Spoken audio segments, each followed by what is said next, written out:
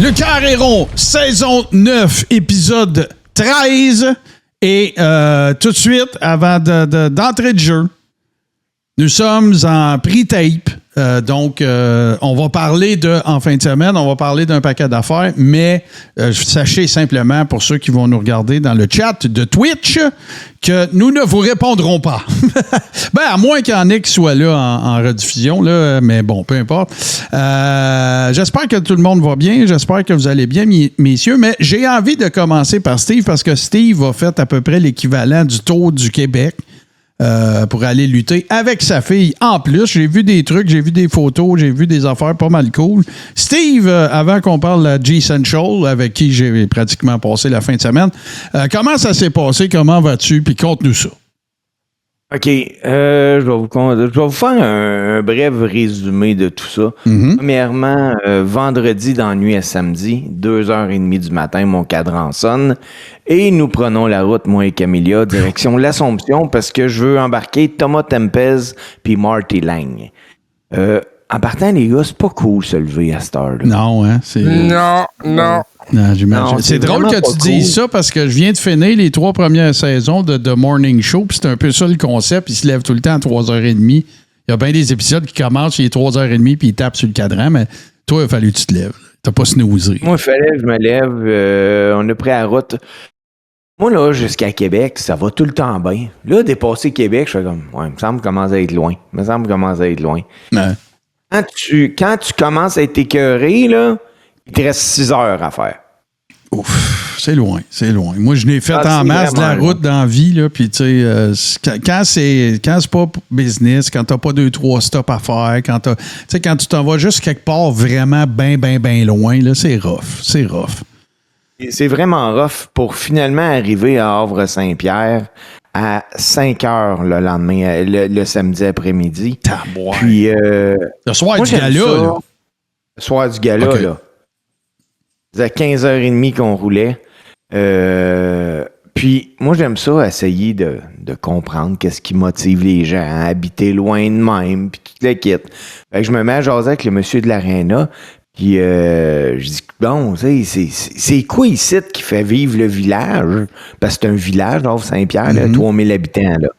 À un moment donné, il me dit, viens avec moi, puis on fait le tour de l'Arena.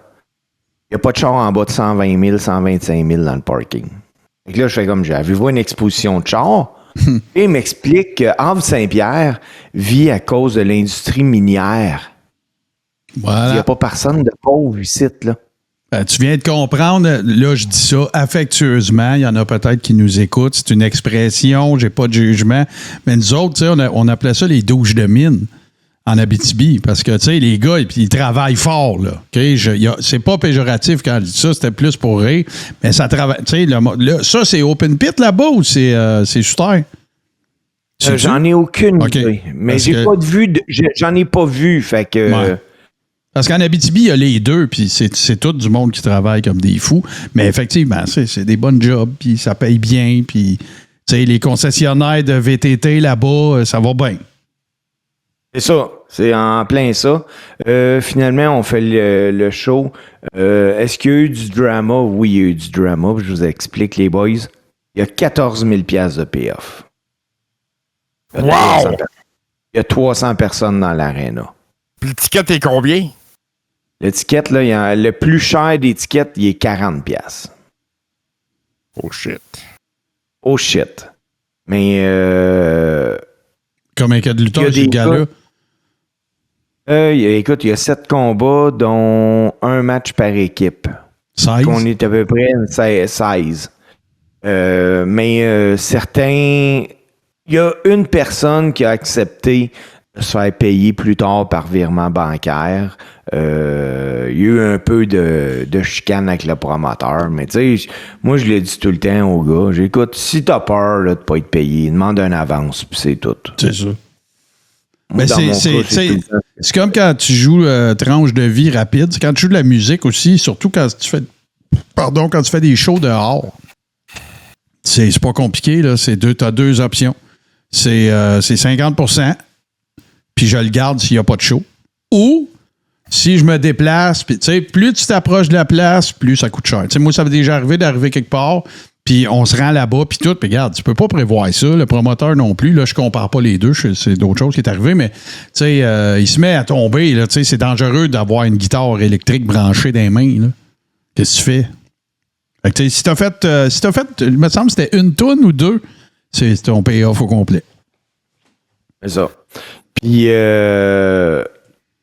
tout ça pour dire, écoute, moi, à un moment donné, c'est mon show, c'est à mon tour à lutter. Je rentre le premier. Puis là, ma fille qui me dit, hey, pourquoi tu me fais vivre ça? Puis là, elle est nerveuse, là. Ben, c'est normal. Puis là, je fais comme, je te fais vivre quoi? Puis elle dit, ben là, tu t'en vas faire ton show. Fait que moi, là, je reste tout seul en arrière dans le gorilla, là. Hein.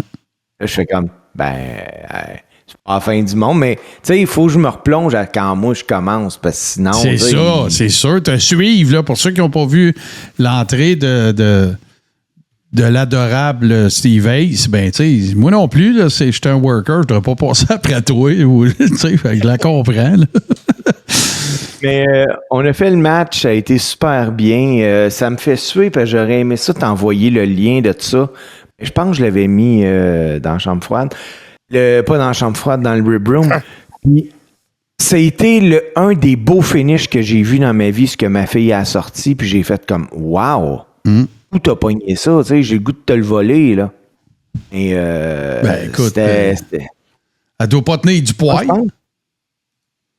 Non, ben, j'ai jamais pensé à faire ça. Puis pourtant, c'est pas hyper compliqué, là. Mais tout ça pour dire, écoute, après le show, on est allé coucher à l'Auberge Boréale, un super beau petit auberge. La dame qui a ça, super gentille. Juste en arrière, au bord de la rue, là, c'est la mer. Ouais, c'est ça doit être pas mal... Ben tiens, hey, j'ai une idée, Steve, parce que je vois que tu l'as partagé. Tu me donnes-tu l'autorisation de le montrer? Ben oui, vas-y, on va juste... tu veux montrer le finish, là? Ouais, je montrerai le finish. On va faire une petite pause. Oui, on va montrer le finish. Puis, oui, moi, j'ai vraiment aimé ça. Fait que là, Steve, on montrera pas le combat au complet, mais on est en situation là, de hot tag. Là. Oui, là, c'est la tag, on s'en va au finish. Bon, ben tiens, on regarde ça. Puis là, évidemment, je rappelle, là, pour ceux qui se joindraient à nous, peu importe, c'est la fille de Steve. Là. Et voilà, c'est parti. Au taboire, OK? Ah ouais. Puis là, c'est intergender, là, fait que... là, OK, c'est bon.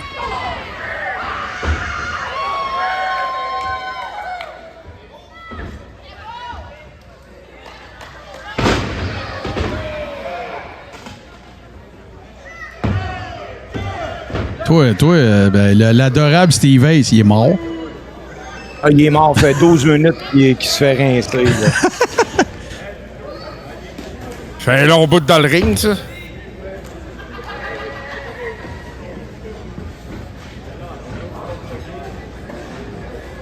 Russian leg sweep.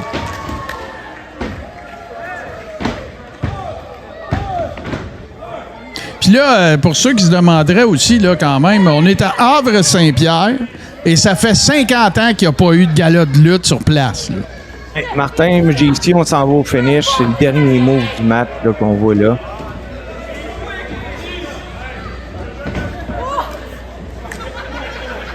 Hein?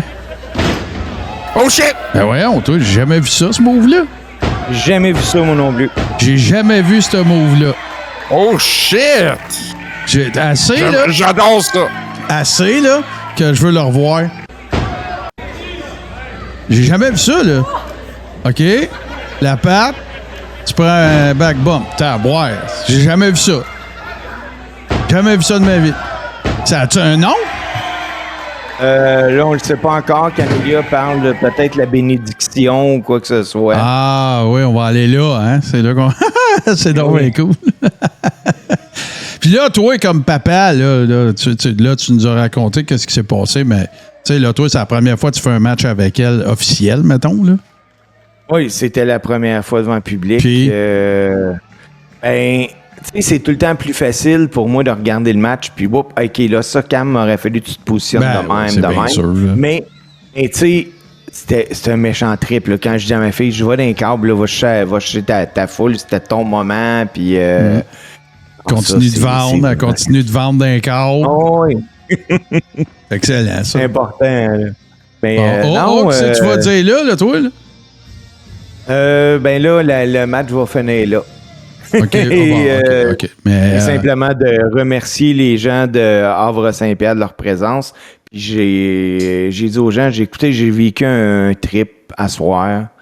J'ai lutté comme partenaire pour la première fois ma fille. Ouais, puis t'as déjà lutté avec ton gars. Fait que, tu sais, pour toi, c'est pas la première fois que tu luttes avec un de tes enfants, là. C'est ça qui est. Non.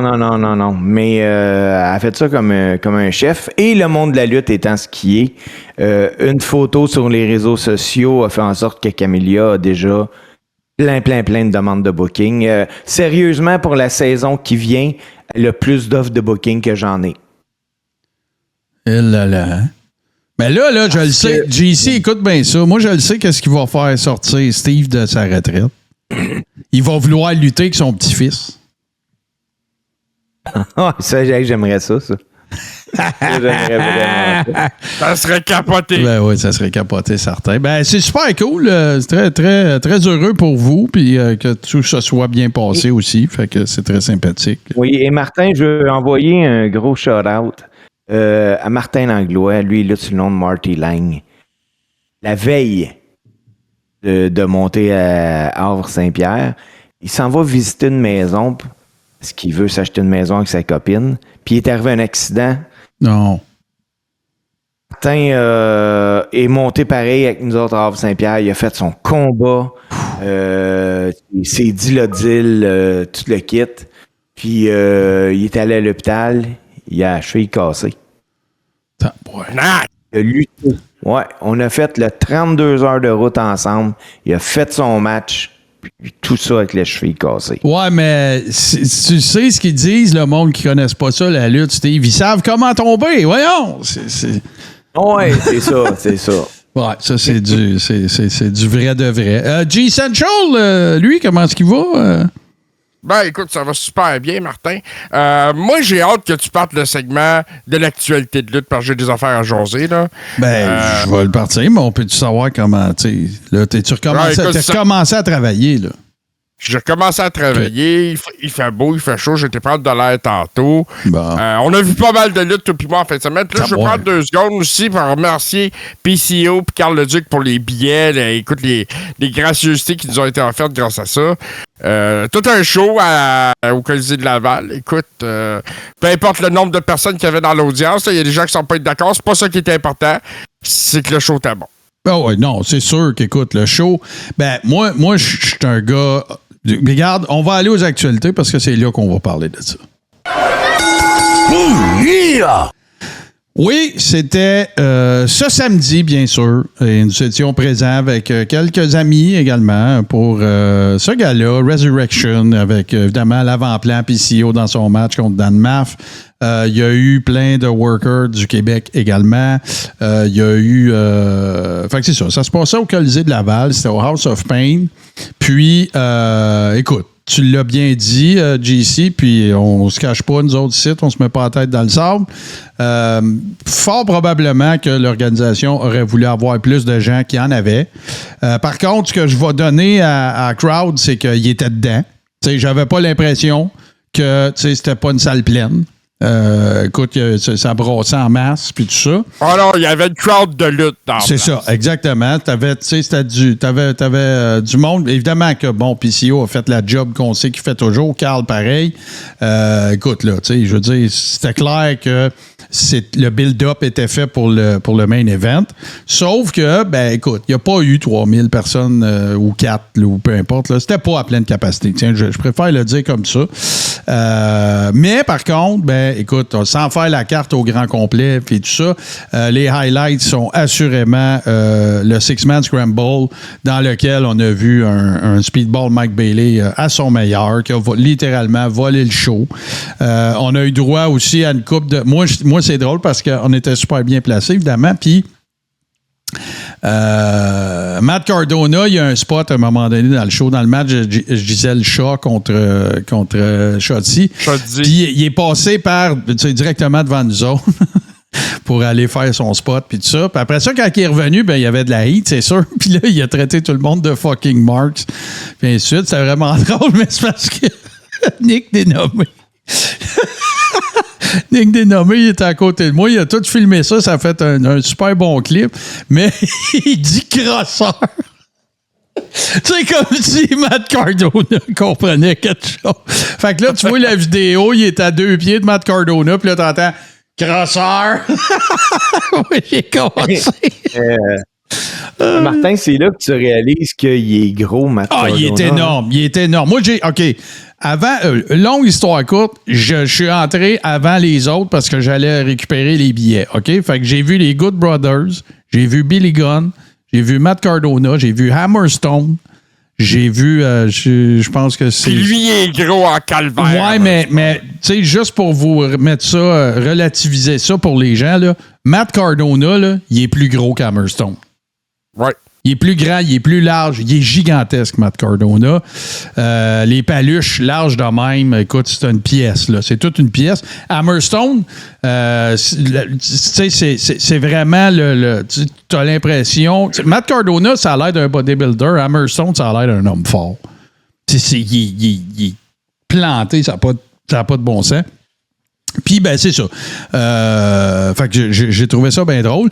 Puis, l'autre anecdote que j'ai, avant de parler du match comme tel de PCO, l'autre anecdote que j'ai, c'est les fameuses guirlandes qu'on donnait au monde. Fait que là, on est à un match du main event.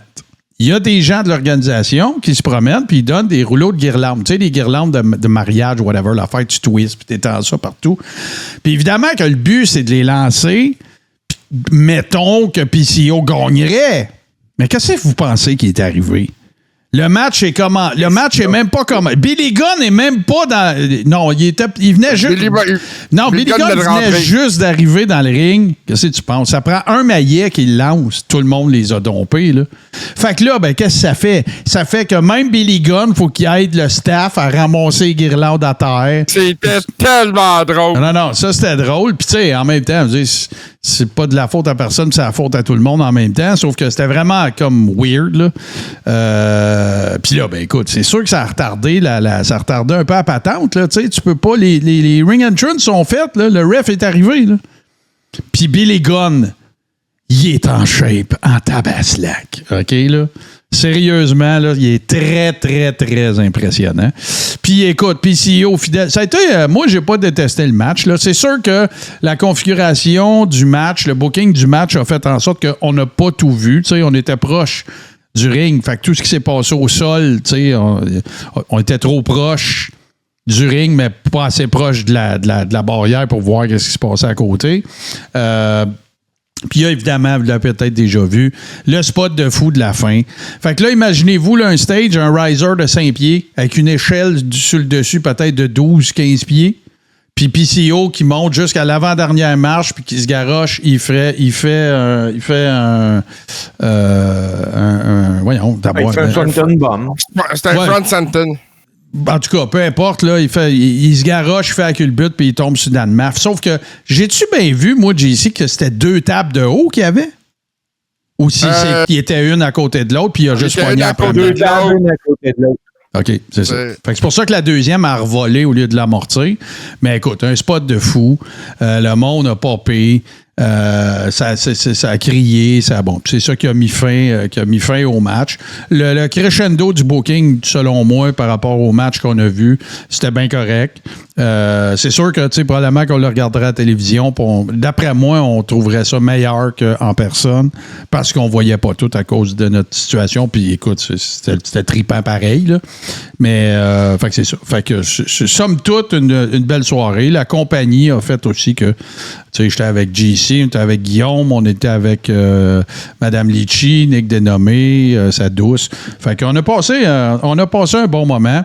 Puis, moi, ma conclusion, puis après, je te laisse aller un peu, JC, mais ma conclusion, c'est, prochaine fois, s'il y en a une, faites ça à Verdun.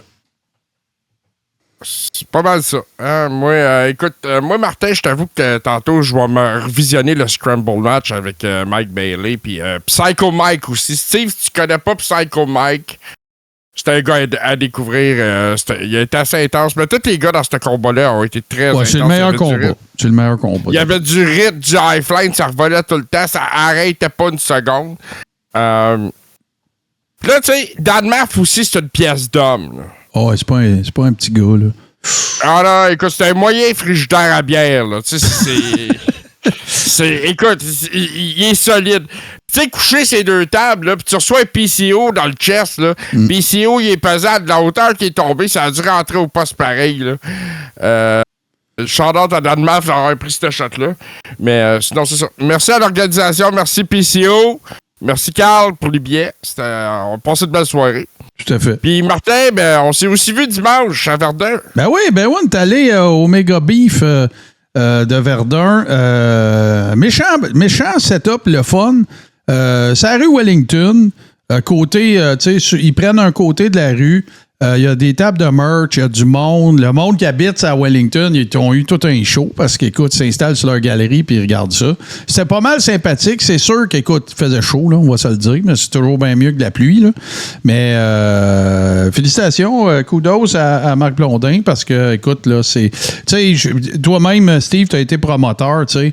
Faire des affaires, puis, je veux dire, je ne sais pas si tu en as déjà fait, mais faire des affaires dehors, tu sais, ça comporte son lot de what if, là. Tu sais, qu'est-ce qu'on fait s'il pleut? Qu'est-ce qu'on fait s'il ça?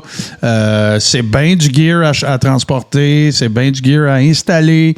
Bravo. Le monde avait l'air d'avoir du fun. Il y a plein de monde qui venait remercier Marc et tout ça. Fait que. Mais toi, t'en as-tu déjà organisé des galas dehors? Oui, nous, on organisait un par année qui s'appelait Charity Blast. On se mettait partenaire avec un organisme. Ça coûtait rien aux gens. On passait des chapeaux, il y avait des jeux et tout ça. Ça durait 12 heures de temps. Wow! C'était dehors. Puis on remettait tous les fonds à l'organisme, là, tout ce qu'on avait ramassé. Mais t'as tout le temps il va-tu faire beau? Ben oui, c'est sûr que c'est stressant. Là. Et s'il y a bien quelque chose dans la vie qu'on contrôle pas, les gars, c'est la météo. Hein? Ouais. Alors, remarque, on a juste pas prendre nos chars la semaine, ça a l'air, là, mais... Bon, ça y est, en mode maillet. Non, mais de toute façon, c'est un autre débat. La vraie, c'est qu'il veut faire Maillet TV. Ah, peut-être. Mais de toute façon, ça, c'est en marge, bien sûr, ce week-end, en fait, le 12, samedi le 12, au terrain des loisirs de Sainte-Madeleine. Les billets, vous allez sur Point de Vente et tout ça, on va tout vous donner les informations. Puis j'ai rencontré, j'ai fait ça cette semaine, j'ai parlé avec Marc Blondin, il va nous donner une entrevue tantôt, mais ça a l'air, écoute, même le promoteur m'en a parlé, Steve, ça a l'air qu'il va avoir un certain adorable Steve Ace qui va être là. Oui, il va y avoir un certain adorable Steve Ace. Les gars, je vous compte de quoi, là, on est chante nous autres, on garde ça entre les boîtes à mal. Steve Ace, il va être en mission. Ah oui, hein? Quelqu'un de très, très haut placé dans la municipalité de Sainte-Madeleine m'a contacté avec une photo. OK. Pas en dire plus, soyez là, vous verrez ce qui va arriver. Merveilleux. Fait que c'est ça, on va ça a lieu ce week-end. Vous allez sur Point de Vente et faites une recherche Simania X. Je pense que c'est pointdevente.com/Simania X. Pointdevente.com. Exact. Fait vous que pouvez procurer des billets là, avec Marc Blondin. Ouais, ben il y a des tables. Je pense qu'il reste des tables VIP aussi si vous voulez passer un bon moment. Puis l'autre affaire, c'est que le chapiteau, il y a un chapiteau, c'est-à-dire c'est dehors, mais c'est pas dehors là. Fait que tu sais, il y a aucun enjeu en ce qui concerne les intempéries. Fait que c'est pas une raison. Sortez-moi pas, mais là, on n'est pas allé passer. Non. Allez-y. Très abordable. Gros show. Belle carte. Marc va nous en parler tantôt. Fait que là, moi, je vais commencer là, parce que moi, je veux dire quelque chose. Vous avez vu certainement passer l'article au sujet de Jacques Rougeau et des enjeux, des challenges financiers qu'il a vécu en marge de que ce soit Lutte Académie ou peu importe. Il est question du combat que sa conjointe a mené contre la maladie. Il est question du contexte de la COVID. Bon, moi, j'ai pas de commentaires à faire. Tout le monde va comprendre de quoi je parle. Là. Moi, j'ai juste une chose à dire sur ça. Il y a un journaliste qui est allé rencontrer Jacques Rougeau. Jacques Rougeau a accepté d'en parler. Il a livré l'entrevue. Le journaliste a écrit l'article. Moi, je ne trippe pas sur fesser sur quelqu'un qui est à terre. Maintenant, je présume que ce qu'on va entendre va toujours tourner autour de la thématique. Oui, mais c'est par souci d'informer les gens. Regarde. Est-ce absolument et nécessairement du domaine public? Moi, c'est mon opinion. Je pense que non. C'est tout ce que j'ai à dire là-dessus. Puis je souhaite bonne chance à Jacques dans ses projets futurs. J'espère qu'il va se relever de ça. Sa conjointe Nathalie est en rémission depuis 5 mois, je pense. C'est ce qu'on mentionne dans l'article. Moi, je suis juste bien content. Puis Jacques Rougeau, il n'est pas parfait. Martin Godette, il n'est pas parfait. Steve Sauvé n'est pas parfait. Puis JC non plus. Il n'y a pas eu mort d'homme. Puis heureusement, Nathalie s'en est sortie. Donc, tu sais, laissons ça de même, puis regardons la suite se dérouler. Ouais. Mais je trouve ça facile. Puis là, moi, je vais prendre position aussi, Martin. Puis ma position n'engage pas le Coréron, n'engage pas Jean-Charles David, n'engage pas Martin Godet. C'est Steve Sauvé. C'est Godette. Moi, j'ai travaillé comme journaliste. C'est JC en passant. OK, c'est bon. C'est bon. J'ai travaillé comme journaliste pendant 15 ans. Puis moi, je suis capable, premièrement, de voir c'est quoi un journaliste. Puis la job qui a été ajoutée après l'article, c'est pas du journaliste, c'est du bullying. À un moment donné, là, je vais le dire une fois, tu peux m'appeler, je m'en calisse. Pat Laprade. Calisse-y dans un père, Jacques Rougeau, à un moment donné, là. Assez, là. Assez. Fessé sur un gars à terre. Écoute, c'est le même gars qu'à un moment donné, quand j'ai dit que son esti de classement, ça valait pas de la merde, qui m'a appelé. Là, à un moment donné, lâche-le, là, Chris, là. T'es le premier à tout le temps vouloir te défendre quand il arrive de quoi. Lâche le gars, là, c'ti, là. T'as essayé, là, à un moment donné, là. C'est clair. Tout. C'est très, très clair. C'est limpide, n'est-ce pas? JC, t'as-tu de quoi rajouter là-dessus, toi? Ben écoute, moi je suis content que la conjointe de Jacques Nathalie aille mieux. Pour moi, c'est ça qui compte surtout là-dedans. Tout à fait. Combattre le cancer, c'est un combat qui est difficile. Moi, c'est surtout ça la bonne nouvelle que j'en tire de toute cette histoire-là. Je vais en tirer du positif. Pour ce qui est de l'histoire avec Pat et Jacques, ben je sais pas ce qui s'est passé entre les deux, mais à un moment donné, il faut que ça arrête. Ben, c'est ça la question, sans vouloir en rajouter, là, ça a été très clair, mais c'est ça la question. Je veux dire, c'est difficile de s'empêcher de se demander qu'est-ce qui a bien pu se passer, là. C'est clair qu'il y a de l'émotion là-dedans. Il y a des émotions là, dans cette histoire-là. Là. Il y a des émotions, là. Fait que, voilà. Parlant d'émotions, moi, j'en ai eu des émotions, les boys, parce que il y a une rumeur qui court, qui n'a pas été encore, ben, peut-être l'hôtel été, mais moi, j'ai pas vu ça passer, à l'effet que Pat McAfee pourrait ne pas revenir à Raw. Et la raison qui est invoquée, c'est salarial. Ce serait salarial. On va dire, puis ce que j'ai vu, là, j'ai vu passer plein d'affaires, Sportskeeda, partout, là, mais, fait que là, OK. Probablement que ce qui va arriver, ma prédiction, c'est que ce qui va arriver, c'est que Pat McAfee va dire que c'est parce qu'il veut consacrer plus de temps à sa famille. Parce qu'il y a une jeune fille, je crois, une petite fille. C'est ce qu'il a dit dans son podcast. C'est ça. Mais est-ce que la vraie raison, c'est parce qu'il n'est pas suffisamment payé? Parce qu'avec tout le reste de ses affaires, salarialement parlant, annuellement, il ferait 17 millions. Ça ne calcule pas le Raw, là. Ça ne calcule pas la I, là. Ça ne calcule pas se faire péter par Gunther. Non plus. Ça ne calcule pas Bumpy non plus. Ça a l'air que c'est ridicule, que c'est un labor of love, que c'est parce que c'est un passionné de la lutte qui a fait ça, puis tout ça. Puis tu sais, Pat McAfee, on s'entend, là, avec toutes les opportunités qu'il a, son podcast, commentateur de football, tout ça.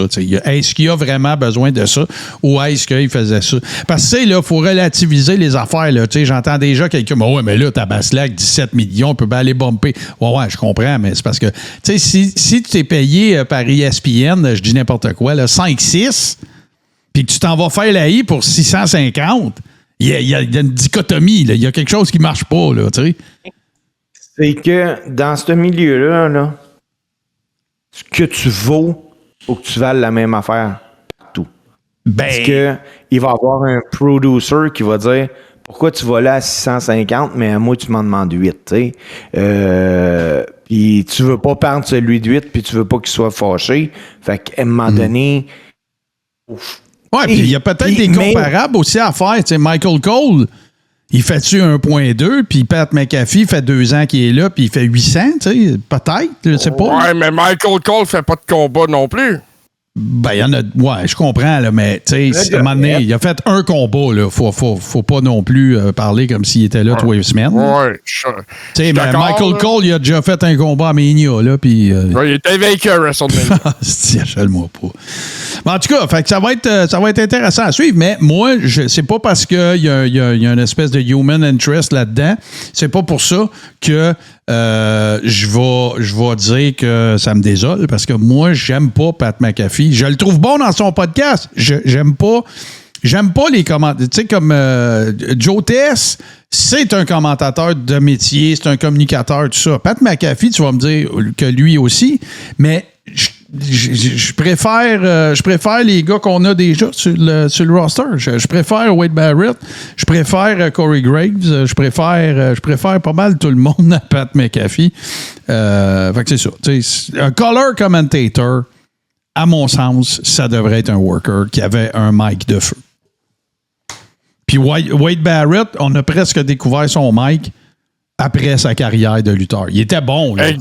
Mais exactement. Là, il est vraiment solide comme color. Là, vraiment solide. Écoute, moi, Wade Barrett, c'est quand il était Bad News Barrett qui faisait des plus longues promos à ce moment-là que j'ai découvert qu'il y avait un mic assez solide. Ouais. Puis c'est probablement la même affaire qui est arrivée à I. Ils ont dit, hey, ce gars-là est capable de parler, on va lui donner un micro. Comme c'est arrivé à Stone Cold avec la fois qu'il était allé s'asseoir à la table des commentateurs, puis que Steve Russo, je pense à Steve.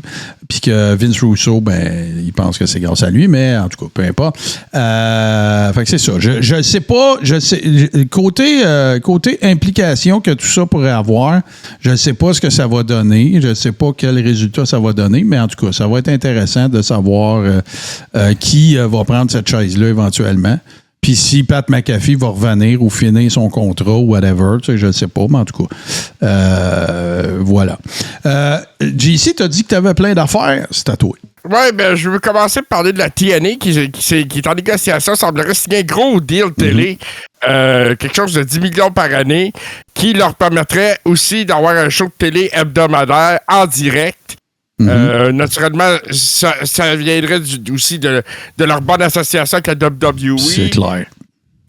Écoute, moi, j'aime ça parce que je trouve que le produit de la TNA, c'est un produit intéressant. J'aime ce qu'ils font avec la WWE, NXT et tout ça. Il me semble que la TNA, là, ils ont été au purgatoire longtemps. Là. Moi, je pense que ça sent vraiment l'achat de la TNA par l'AI. Tous les dominos tombent un après l'autre, tranquillement, pas trop vite. On fait notre revue diligente, on check nos flûtes. Parce que, tu sais, pourquoi, je le sais pas. Est-ce que l'AI veut sortir du modèle Performance Center, NXT, WWE? Il voudrait avoir, tu sais, c'est un peu l'équivalent pour eux de recréer les territoires. Tu sais, quelqu'un qui est à NXT, avant de faire le big jump, il va aller runner un programme à TNA. Tu sais, c'est ça, on s'entend, acheter à TNA pour l'AI, c'est des pinottes, là. Puis là, s'il signe un contrat de diffusion, là, ça vaut quelque chose, la TNA, là. C'est pas juste des dépenses, il y a des revenus, là. C'est ça. Puis là, à ce moment-là, tu sais, ils peuvent signer les plus gros noms, puis ils peuvent challenger le marché un peu plus. Fait que, à ce niveau-là, moi, je trouve que c'est une bonne nouvelle pour la lutte, pour les fans, puis pour les workers qui sont à la TNA. Absolument. Qu'est-ce que je voulais parler d'autre? Il y a des retours là, qui s'approchent.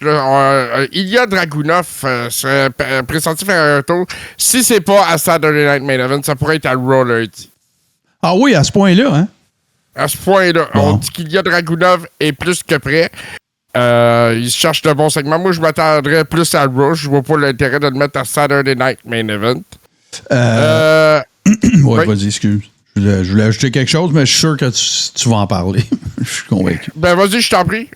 Moi, je voulais mentionner que je suis un petit peu, jaloux de ne pas avoir eu l'idée ou de ne pas avoir collé la shot d'avance que Ludwig Kaiser devrait être El Grande Americano. Je regrette de ne pas y avoir pensé. Moi, je trouve ça génial. Je suis désolé si je spoil des choses pour certaines personnes, là, si vous n'avez pas vu Raw, ou si vous l'avez vu puis vous me demandiez c'était qui puis vous ne lisez pas les dirt sheets. Mais voilà. Fait que, parce qu'évidemment, Chad Gable, c'est vrai qu'il est blessé. C'est vrai qu'il y a eu une chirurgie. Puis là, on a commencé Raw avec un segment dans lequel on dit ouais, El Grande va être là à soir, puis le kit. Puis là, t'as un des frères Creed qui dit ça se peut pas, c'est. Oups, tu sais, fait que là, ils sont après tranquillement, je pense, transiter le personnage. Puis, moi, là, vous dire, c'est où que je pense que ça pourrait être génial. Ce qui serait génial, c'est que ce personnage-là perdure, mais que ça soit pas tout le temps le même worker. C'est ça qui se passe d'un worker à l'autre. Oui, je comprends, mais là, JC, on n'a pas parti quelque chose, ça fait 2, là. Tu sais, moi, je te parle, mais que ça soit 7, 8, 10, là. Ça serait vraiment drôle. Puis, je pense pas que ça se soit fait, à part... Ric Flair puis chose là, Black Widow, Black Spider, je sais pas quoi là, quand Ric Flair avait fait un loser Leave Town ou je sais pas trop là. Ce qui serait encore mieux là, c'est qu'à un moment donné, ça serait quelqu'un de couleur noire ou whatever là, tu sais. Ouais, tu montres que c'est clair qu'ils sont pas. Mais je pense pas que ça arrive parce que là, on va entendre appropriation puis ça marchera pas d'après moi. Mais il reste que c'est drôle pareil, puis c'est un bon spot. Moi, je trouve que c'est un excellent spot. Puis Ludwig Kaiser, c'est sûr qu'il va faire une bonne job. Si c'est long terme, là, s'il laisse ça continuer, mais bon, voilà. JC, c'était juste ça que je voulais ajouter. Ouais. Écoute, Jake Roberts n'est pas bien en accord là, avec la nouvelle série qui va sortir sur Netflix, là, WWE Unreal, qui parle du behind the scene pis tout ça. Parce que Jake Roberts, je pense qu'il faut encore protéger le kayfabe. Ouais. Je comprends Jake qui est old school, pis ça, je comprends. C'est sa mentalité, puis je respecte ça, mais la business a bien changé, Jake. Oui, mais tu ne réussiras jamais à faire dire à un gars dans le type de Jake Roberts qu'il faut enlever le kayfabe. Regarde. Abdullah the Butcher. Écoute, Abdullah the Butcher, j'ai été dans un vestiaire avec lui, puis son match est fini, là, puis on est juste entre nous autres, puis il continue à vendre. Ah ouais. Piper qui a jamais voulu se coucher à Raw, même si c'était lui le plus vieux puis tout, non, c'est quelqu'un d'autre qui va prendre le pin, c'est pas moi. Il toujours protéger sa valeur, c'est pas juste le kayfabe, là, oui, ça fait partie du kayfabe, mais c'est aussi la vieille mentalité que si je perds à TV, il faut que j'aille dans un autre territoire parce que je ne vaux plus rien ici. Puis ainsi de suite. Fait que, moi, je pense que c'est bien plus un genre de signe des temps ou, comment dire, là, une espèce de la business a changé, puis moi, je veux pas changer. Là, c'est plus générationnel. C'est ça le mot que je cherchais. Len Shelley. Il était là, d'ailleurs, samedi passé, Steve. Non, Eric, mais pas Len. Len est décédé. Ah, mon Dieu. Non, c'est Louis Laurence. Excuse-moi, épais. Là. C'est Louis Laurence qui était là. Len Shelley, lui, quand le monde, il dit « Ouais, mais la lutte, c'est du fake. » Ils le disent à cette heure. Il disait tout le temps la même affaire. « Ah, ouais, c'est rendu du fake. » Ben, pas dans notre temps. I guess you're a wrestler now. Ben ouais, c'est ça, là. Ça, c'est tellement... Ça, c'est... En tout cas, on l'arrête. Ta contrat, éventuellement, ici, cette anecdote-là, je pense que c'est une des meilleures ever. Écoute, 2-3 petites affaires avant de passer à autre chose, les boys. Martin, je l'avais envoyé dans la discussion privée. Kevin Nash qui a fait une sortie publique là, sur pour le 4 juillet, les politiques américaines. Ouais. Et écoute, il a fait ça dans le dash avec des vérités. Ouais. Je dirais pas qu'il a tort, parce que moi, je pense qu'il a tout à fait raison dans ce sens-là. Kevin Nash, le worker, Kevin Nash, le booker, puis sa vision politique des choses, c'est un gars intelligent, Kevin Nash, qui s'exprime bien. Super intelligent. Puis j'ai vu du monde, je t'ai montré d'ailleurs, Val Venus, qui sont grimpés aux barricades pour défendre le président Orange. Et puis, mais c'est ça, en bout de ligne, je pense que Kevin Nash a une autre vision de l'Amérique. Teddy Long est en deuil. Ça aussi, c'est bien, bien triste. Le fils de Teddy Long est décédé cette semaine. Son fils Antoine est décédé. On n'a pas la raison du décès. Cependant, c'est quelque chose de toujours triste de perdre un proche comme ça. C'est... Triste nouvelle. Ouais. Et Natalia aussi, là, qui a fait une sortie en parlant de comment la WWE traite les problèmes de santé mentale maintenant, comment ils sont plus ouverts à ça. Comment, justement, ils sont prêts à aider les workers qui vivent de l'angoisse, de l'anxiété ou autres problèmes de santé mentale. On ne va plus juste dans les problèmes de consommation ou autres. Là, on s'intéresse à la santé mentale des workers. Bonne affaire. C'est une bonne chose. Ça aurait dû être fait il y a 20 ans, là. Ouais. Mais c'est une bonne chose. Ben, écoute, la I peut... T'as raison, sauf que, tu sais, il n'y a pas juste la I qui est en retard. Tout le monde est en retard, là. C'est pas juste la lutte. Ouais, tu sais, quand on dit les gars, il faut qu'on se parle, pis ça. Ouais. C'est pas mal ça. Mais je trouve que c'est génial, justement, que Natalia mette ça public de cette façon-là. Moi aussi, 2-3 petites affaires, mais c'est moins dans le gossip que dans les nouvelles. Écoute, sont-ils en train de... Steve, je sais pas si tu as regardé ça, sont-ils en train de récupérer Karrion Kross? On dirait. Je pense qu'ils vont l'avoir. Ouais, Ils vont l'avoir. Écoute, là, son spot avec Sami, c'est intéressant. Puis, écoute, c'est parce que la crowd embarque, là. C'est ça l'affaire. Là. Oui, là, c'est la crowd qui embarque, mais je pense que veut pas, il faudra que Karrion Kross en vienne babyface. Écoute, on a tout calé que Sami était pour virer heel. C'est pas arrivé encore. Bon, on verra bien. Parce que ça me fait faire un segue sur une autre nouvelle. Puis ça a pas mal fait flamber tous les sites de lutte puis de Dirt Sheets. Tout ça, c'est qu'on ne serait pas si loin d'un break-up, d'une rupture entre Braun Breaker et Seth Rollins. Il me semble que la sauce, ça regarde bien, mais que la sauce n'a pas encore pris. Puis qu'il voudrait pull the trigger plus rapidement que prévu pour donner un big push à Braun Breaker. Tu penses qu'il est prêt? Ça fait pas longtemps, Steve. Ça fait pas longtemps là, que tu nous dis que c'est un des pay workers à AI. Là. Il est vraiment pas prêt.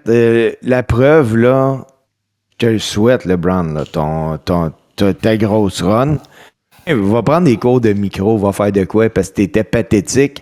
Puis moi, là, je suis la WWE, je te redonne pas le micro. Excuse, t'es pas bon. Tu parles de son spot à Raw cette semaine? Oui. À propos de Sami, là? Mauvais. C'est vrai que c'était assez flat. Mauvais. C'était pas mal fait. Lui puis Bronson Reed, je les ai trouvés... je trouve que ça manquait de power, leur affaire. Je comprends pas, moi. Je comprends pas que... vous le savez, ma marotte à moi, c'est la logique. Moi, là, mettons, je suis Seth Rollins. Là, on s'en va dans le kayfabe. Là, okay? Je parle pas de Seth Rollins, l'être humain, je parle de personnage. Moi, là, je suis Seth Rollins. Je suis boss de cette faction-là. Puis, c'est une chose que Seth Rollins dise qu'il a recruté Bronson Reed parce qu'il a donné 6 tsunamis puis tout le kit. Ça, c'est une affaire si c'est Seth qui le dit. Mais si c'est Bronson Reed qui se vante de l'avoir fait alors qu'ils sont ensemble, c'est malaisant. C'est vraiment weird, là. C'est très, très weird. Moi, j'ai rarement vu ça, là. Tu sais, c'est à Seth de dire ça. C'est Seth qu'il faut qu'il mette Bronson over, pas le contraire. Même que... Moi, là, en toute logique, là, Braun puis Bronson n'ont pas à parler. Il faut que ça soit Heyman. Heyman puis Seth Rollins. Exactement. Tout à fait. Ils sont pas là. Moi, je pense qu'ils sont pas là encore. Peut-être qu'ils veulent les emmener graduellement, mais moi, je suis d'accord avec toi, Steve. Je t'ai posé la question, mais moi aussi, j'ai une opinion là-dessus. Je pense que Braun Breaker, il y a beaucoup d'upside, il y a beaucoup de potentiel. C'est clair qu'il est over, c'est clair qu'il suscite des émotions, mais il est pas prêt. Il est pas prêt, puis ce qui risque d'arriver, je le souhaite pas, mais ce que j'ai peur qu'il arrive, c'est qu'il brûle trop vite. Qui vont le mettre dans un spot trop gros, trop vite. C'est comme c'est comme Tony Atlas a dit. Ouais, c'est une théorie, mais c'est comme Tony Atlas a dit, tu sais. Too much, too soon. Ouais. Fait que on va voir c'est ça que ça donne. Puis en même temps, tu sais, là, ça veut dire que tu veux déclencher un face turn parce que là, tu ne feras pas virer toute la faction de cette Rollins face pour que Braun reste heel.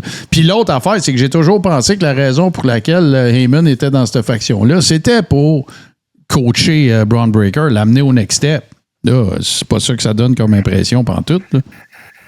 Ben écoute, moi j'ai écouté Busted Open, puis Baldy Ray a parlé du segment à Raw, puis lui, selon ce qu'il dit, c'est que la WWE a été fortement critiquée sur l'utilisation de Bronson et Braun depuis le début de la faction, comme de quoi qu'ils se sentaient plus effacés, pis tout ça.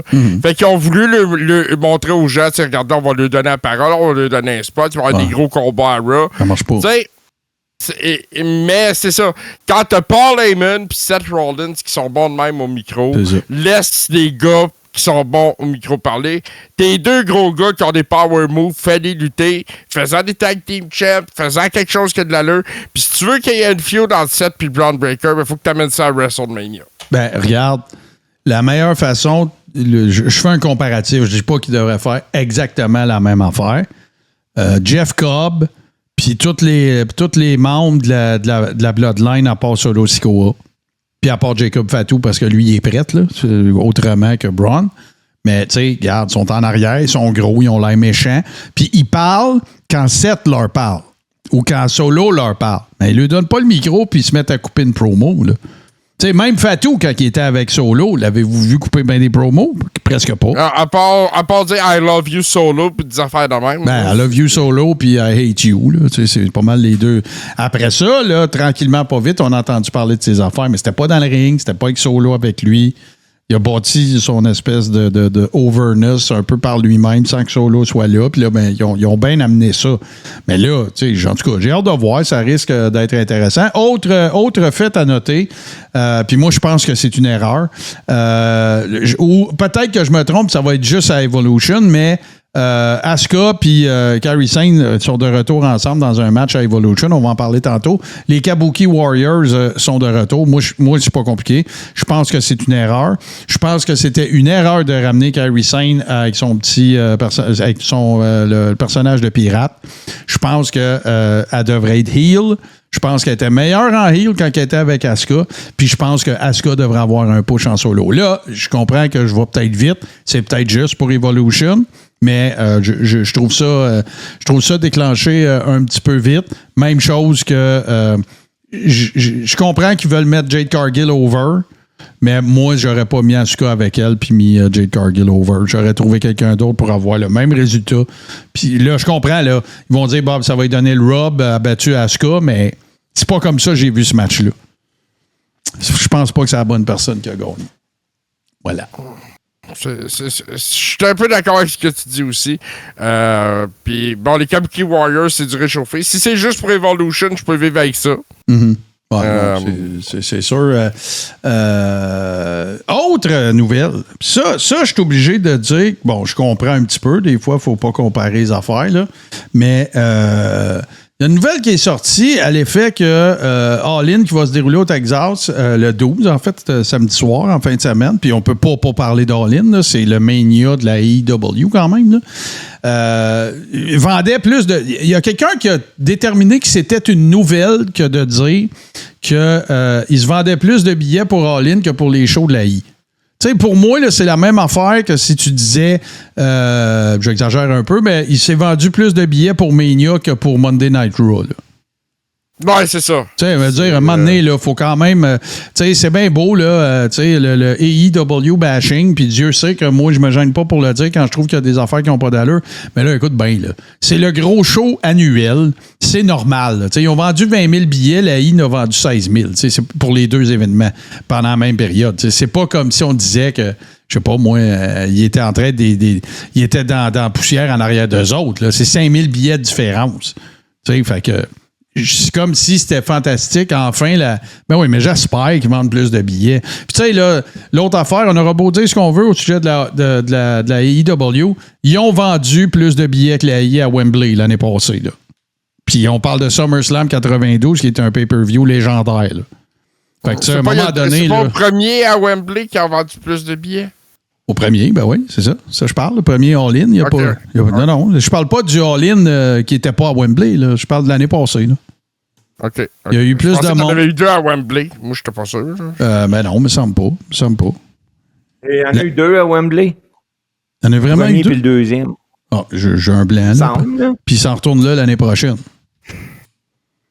Ben écoute, là, ça me gosse. Fait que, tu sais, je vois. Pendant ce temps-là, pendant que tu cherches ça, Martin, moi, je vais parler d'autre chose. Parce que ceux qui ont vu NXT hier, mais vous n'avez pas vu la personne que je vais vous parler, parce qu'elle était behind the scene. Récemment réalisée par la WWE, Shayna Baszler aurait été réengagée comme producer backstage. Hein? Réorientation de carrière. Ouais. Baszler? Ouais. Baszler comme producer backstage, là, elle était là hier à NXT. Elle a travaillé le combat. Attends, je vais dire. Vous aviez raison. 23-24, c'était Wembley. Là, cette année, c'est Texas. L'année prochaine, c'est Wembley. Mais là, c'est la deuxième année qu'ils ont battu le record de la I. Mais là, peu importe c'est quand, là, ça ne change rien à mon argument. Là. Ils l'ont fait. Elle est un peu mentorée là, par le producteur d'expérience Oney Lorcan. Puis ils sont occupés du combat à NXT entre Kelly Jordan et Laney Reid. Mm-hmm. Laney Reid. C'est ça. Shayna Baszler qui aurait un job behind the scene à la WWE. Donc, bien content pour elle. Puis là, Zoe Stark qui parle d'un retour. On n'a pas vu ça. Moi, je pensais qu'elle abandonnait la lutte, mais finalement... C'était-tu kayfabe quand elle a fait sa vidéo, puis c'est fini, mes 2 genoux sont faits en vitre, puis j'ai des genoux de verre et tout ça. Puis là, ça a l'air que ça se colle des shots quand est-ce qu'elle pourrait revenir, puis tout. J'y souhaite, là, mais tu sais, c'est un peu... regarde, en même temps, je veux dire, kayfabe, c'est un work ou c'est un shoot, là, mais peu importe. J'en parle vite fait. La carte, évidemment, de All-In, parce tantôt, on va parler d'Evolution. C'était à Arlington, bien sûr, dans ce stade mythique. On a Timeless Tony Storm contre Mercedes Moné. C'est le money match de la AEW, tant qu'à moi. Moxley contre Hangman Adam Page également, ça va être intéressant. On en a parlé, mais on va refaire la liste. Kazuchika Okada contre Kenny Omega, ça peut pas être pas bon. Il y a les 2 Casino Gauntlet pour les hommes et les femmes. Il y a Swerve Strickland, Will Ospreay et les Young Bucks. Il y a Adam Cole contre Kyle Fletcher. Ça aussi, ça risque d'être... c'est pour le TNT Championship. Kyle Fletcher, qui est un worker qui ne cesse de m'impressionner, littéralement. Puis après ça, on va avoir le Hurt Syndicate contre Kevin Knight. Ils appellent Jet Speed, Kevin Knight et Speedball Mike Bailey, incluant également Nick Wayne et Christian Cage de Patriarchy. Ça risque d'être pas mal intéressant, puis moi, je vais essayer de regarder ça. Évidemment, je m'en vais en vacances, mais je vais essayer de regarder ça à mon retour parce que mercredi, je travaille pas, je recommence jeudi. Fait que ça risque d'être pas mal intéressant. Puis, écoute, tu sais, Wembley, c'est une chose. Arlington, c'est un autre. C'est dans leur cours. J'espère qu'ils vont vendre beaucoup de billets. J'espère que ça va être un gros événement. J'espère que ça va être bon. Mais ça va être... écoute, c'est 8 combats. 2 gauntlets, ça va être long. Ça, c'est digne des PLI ou pay-per-view de la AEW. Là. C'est des longues soirées de lutte. C'est leur façon de faire, c'est un peu leur signature. Ouais, c'est vrai. C'est vrai. Puis regarde, en même temps, moi aussi, je souhaite qu'ils vendent le plus de billets parce que c'est bon pour la lutte, c'est bon pour les workers, c'est bon pour la business, ça donne plus de choix aux gens. Il n'y a pas juste la WWE, il faut le rappeler. Non, c'est sûr. Puis moi, je vais le regarder, c'est sûr, pendant que je souffre de ma règle de bicycle. Est-ce qu'on a d'autres trucs pour ce qui concerne les actualités, mes amis? Moi, je suis pas mal clear en ce qui concerne tout ça en ce moment. À part Charles Robinson là, qui a fait une petite déclaration concernant son stunt en Arabie Saoudite avec John Cena. Il dit « Faites-vous-en pas, je suis encore bon pour 30 ans. » Bon. Little Nate. Ce qu'on va faire, c'est qu'on va tout de suite transiter vers l'entrevue que j'ai eu la chance de faire avec Marc Blondin. Puis, il va nous parler, bien sûr, de Simmania 10 qui se déroule ce samedi, donc le 12, au terrain des loisirs de Sainte-Madeleine. Vous vous rendez sur lepointdevente.com/Simmania X et on vous revient tout de suite après.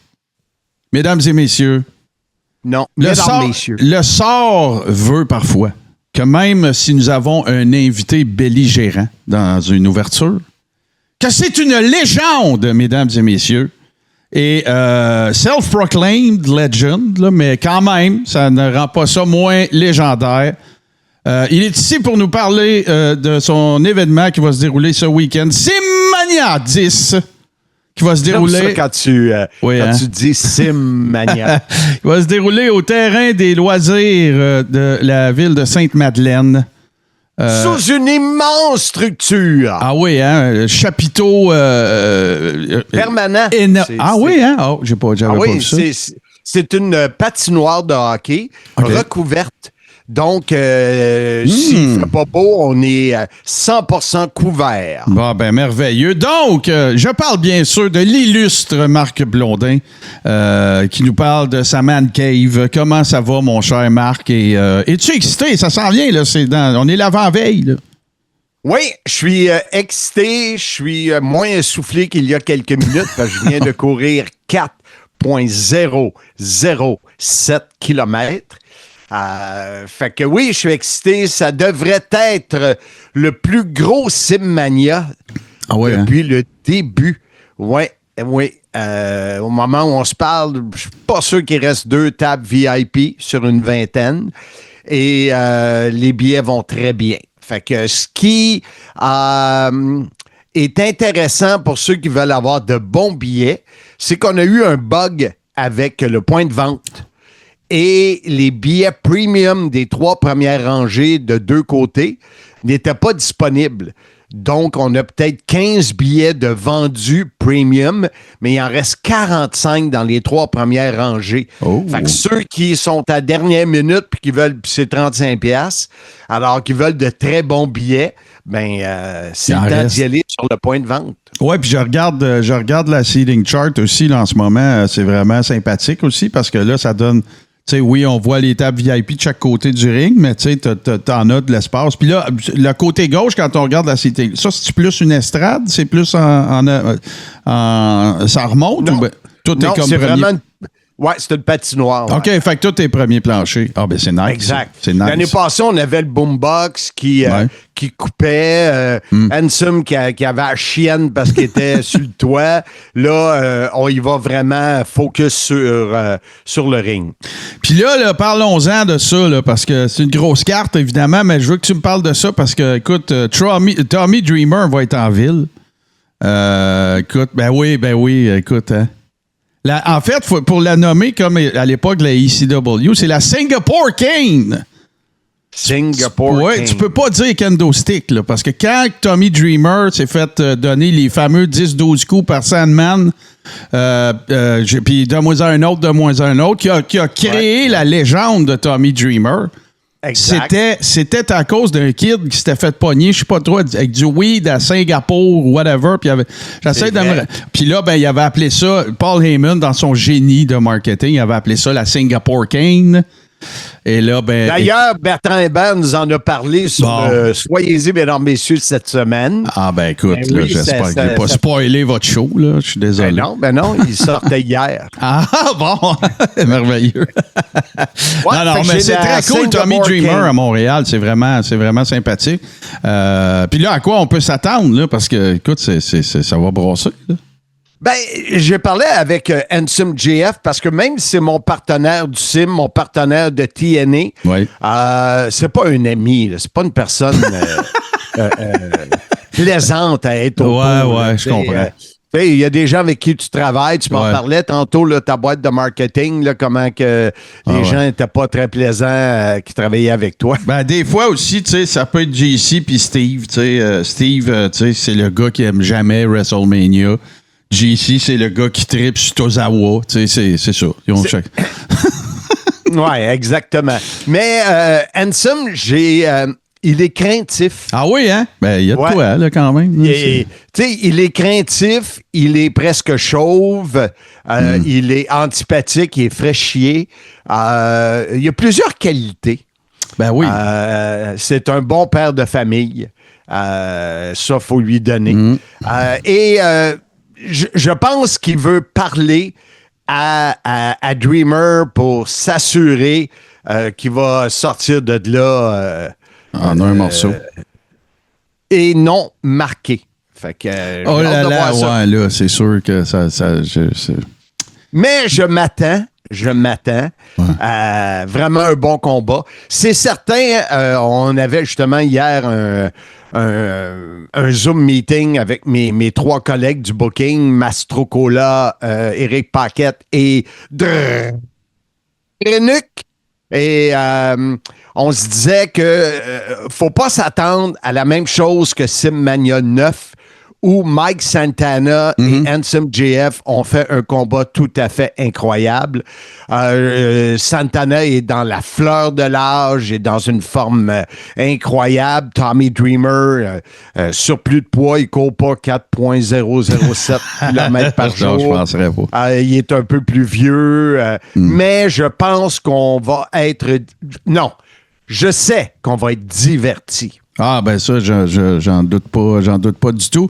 Sinon, fais-nous donc un peu le rundown de la carte, là. Qu'est-ce qui nous attend en ce 12 juillet? Un gars que j'avais été bien impressionné il y a quelques années, on le voit pas souvent, c'est Bone Setter. Et on l'a choisi parce que l'événement, le spectacle débute à 7h. Fait qu'on s'est dit Bone Setter dans le... OK, mais là, faut pas confondre avec le bonhomme Setter. Non. Qui était le nom d'un des Simmania l'année passée, le retour des bonhommes Setter. Bon, mais Bone Setter contre la vedette locale, Gorgeous Mike, qui l'année passée avait fait un tabac. C'était vraiment très spécial. Je vais regarder aussi. Ben là, je vais dans mes images en même temps. Ben, mais là, c'est normal, Marc, la quantité de combats qu'il y a là. On peut pas s'attendre. Surtout à l'âge que je suis rendu. Que tu sortes ça de même, là. C'est correct, là. On a, pour la première fois dans l'histoire de Simmania, on a un combat par équipe intergenre. Oh. Alors, justement, hier, j'ai eu Mitch Thompson en entrevue parce que lui, c'est spécial. Il lutte avec sa blonde. Et je voulais savoir c'était quoi le feeling, là, tu sais. Mais c'est Fire Inside, Fire Inside, Tyler Knox, en équipe avec Mélanie Havoc contre Mitch Thompson et Heavy Rocks. J'ai bien hâte de voir ça. C'est la première fois que tu vas avoir un intergender? Oui. Ah, bon, cool. Ouais. C'est pour ça que je disais c'est une première pour Simmania, mais excuse, je te l'ai passé. Ouais, non, mais c'est parce que moi, je pensais surtout à c'est qui va coucher sur le sofa en revenant à la maison après le match, tu sais, s'il perd. Ouais. Moi, tu vois, mon esprit va dans des places de même. Tu sais, toi, tu fais ton smart-ass avec tes... Mais tu sais, moi, ça peut arriver. Ça peut arriver que, c'est ça, c'est quoi le mot qu'on cherche, là? En tout cas, que mon cerveau divague un petit peu, là, parce que... Non, mais c'est parce que moi, les matchs... les matchs intergender...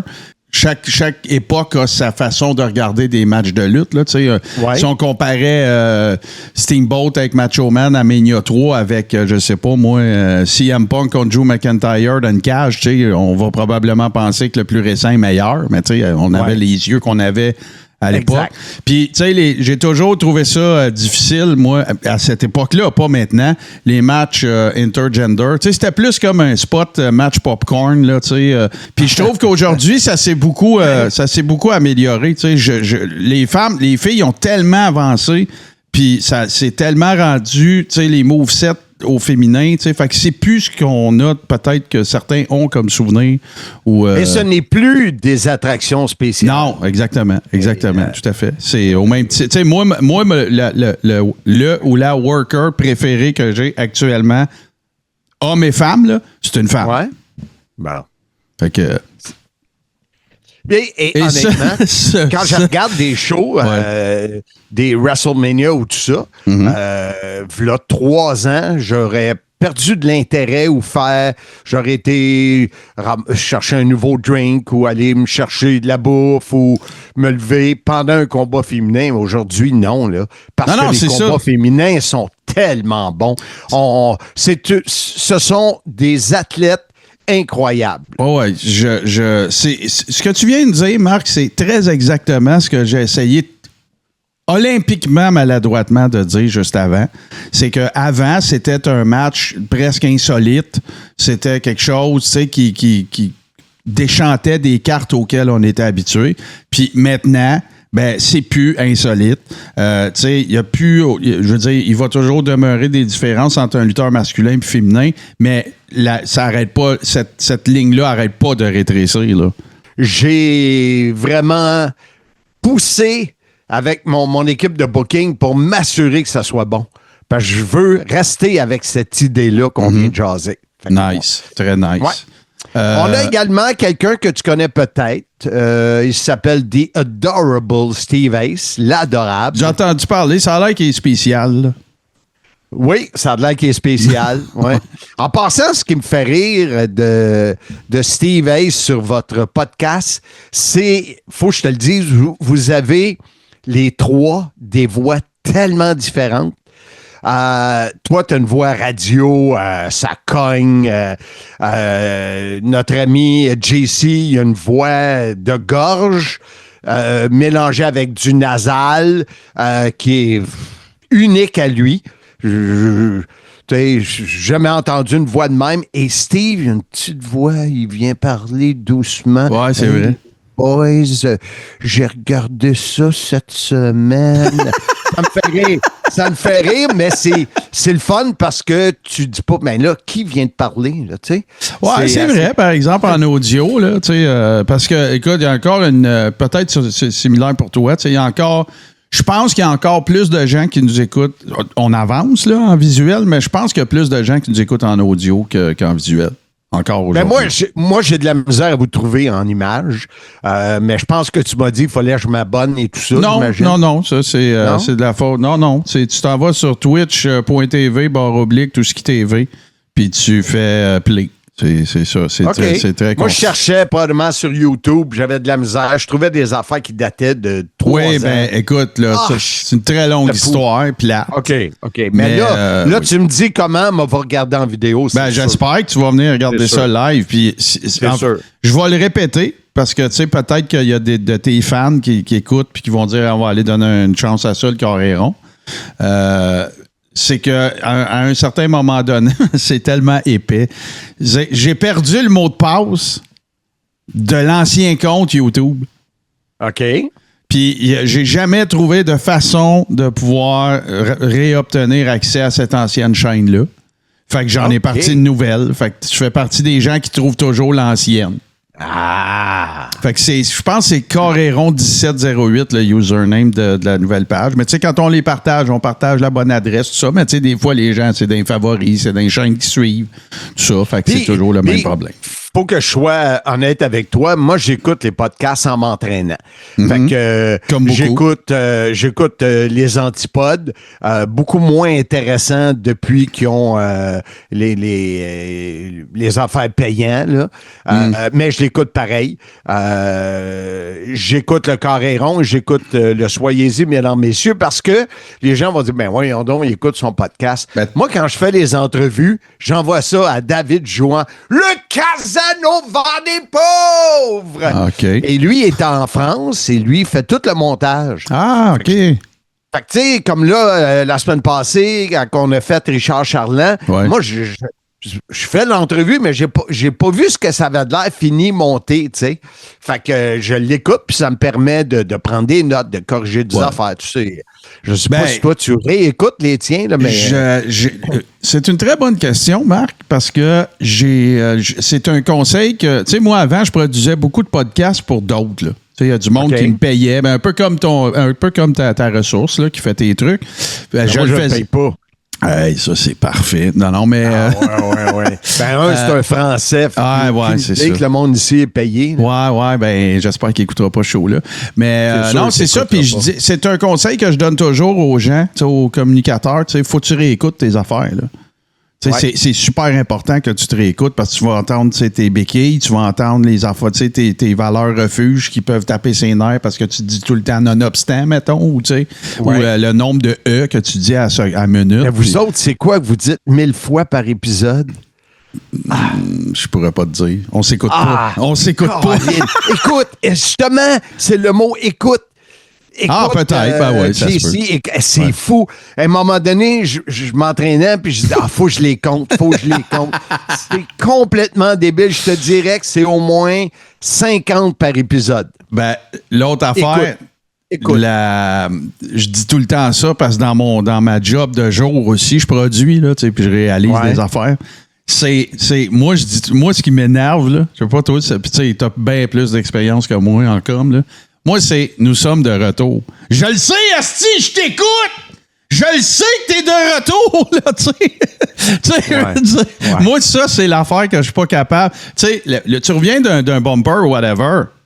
On enchaîne avec, c'est tout. Nous recevons. On va parler maintenant. Nous sommes de retour, je le sais, là.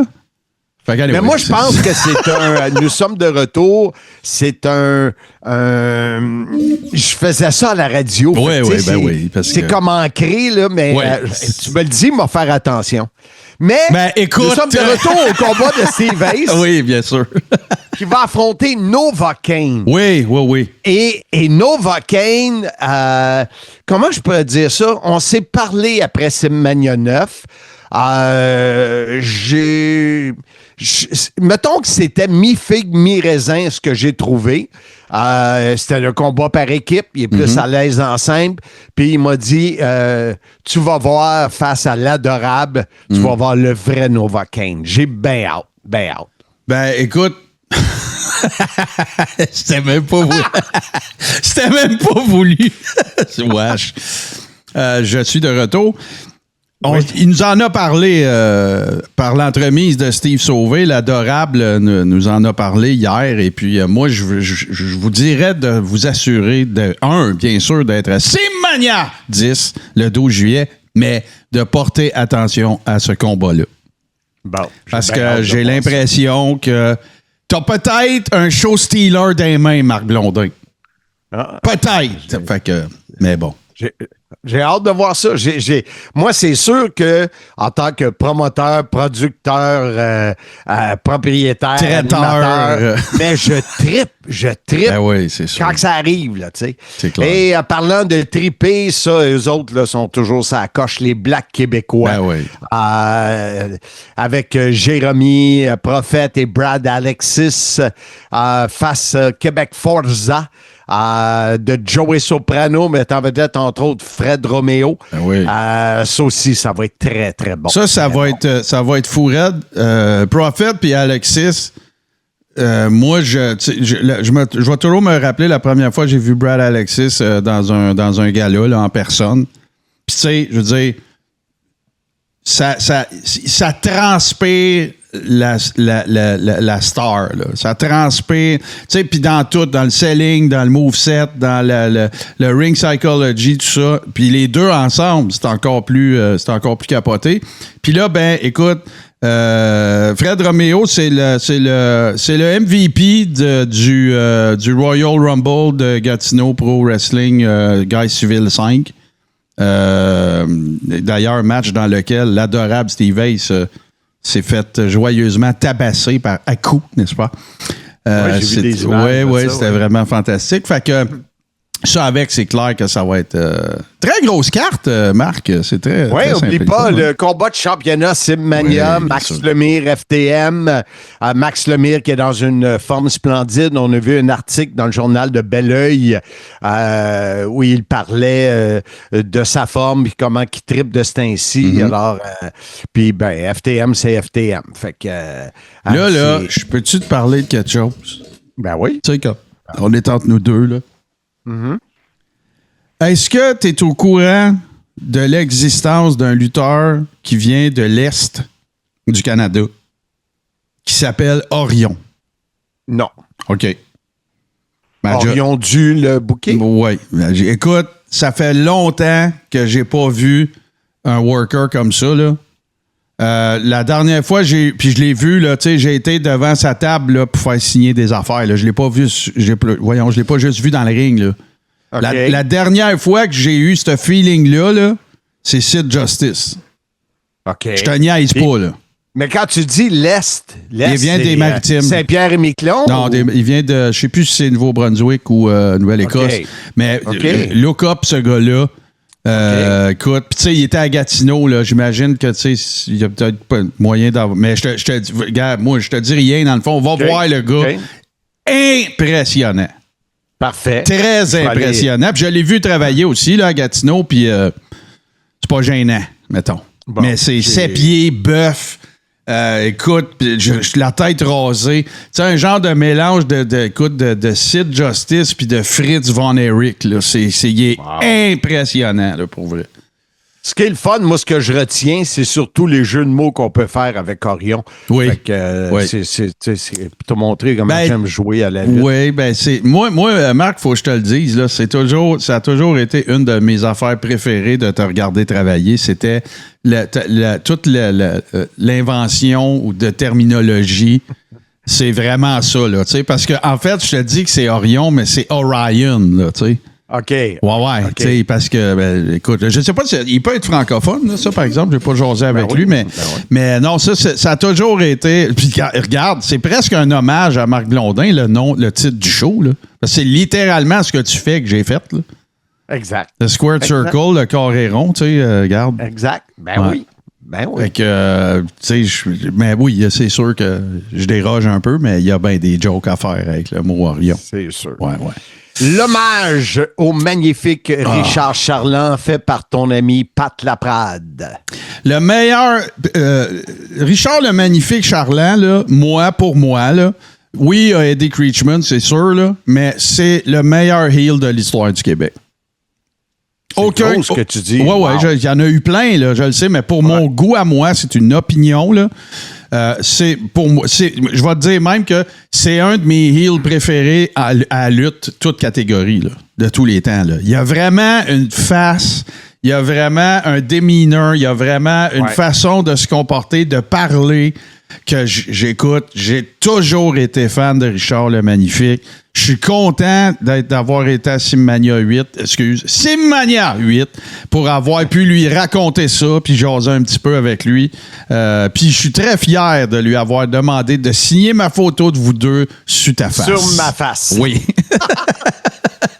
Et Richard, ben, si t'as pas écouté le Simmania de la semaine passée, 1 heure de temps assis avec lui, à Taverne des Mousses à La Prairie avec Jean-François Calais. Écoute ça, c'est du bonbon, c'est le fun.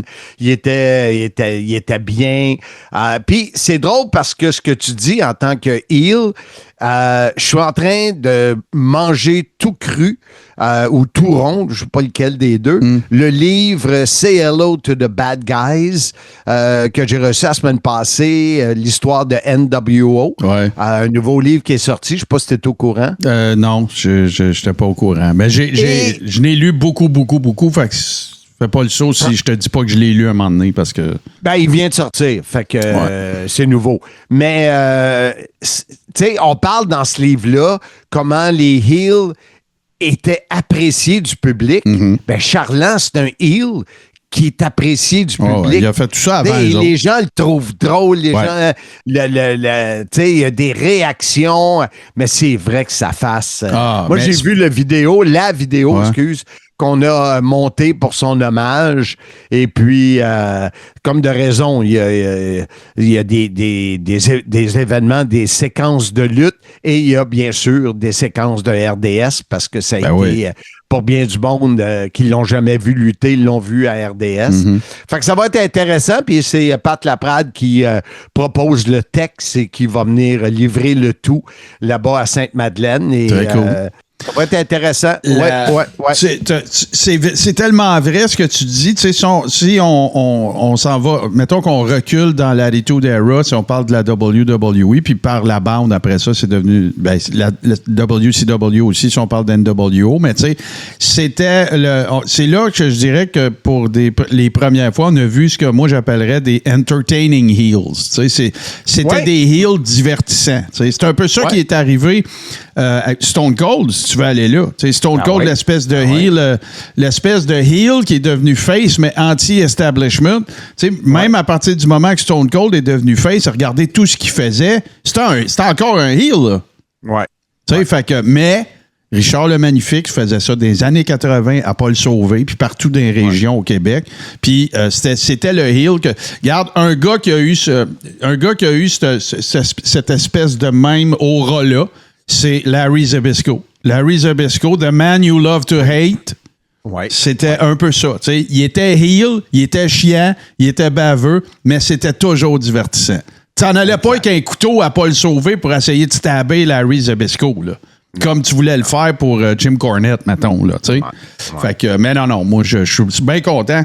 Je suis content que les rumeurs, depuis que je fais le Coréron, moi, j'ai toujours dit, hey, moi, j'aimerais ça parler au Magnifique, j'aimerais ça.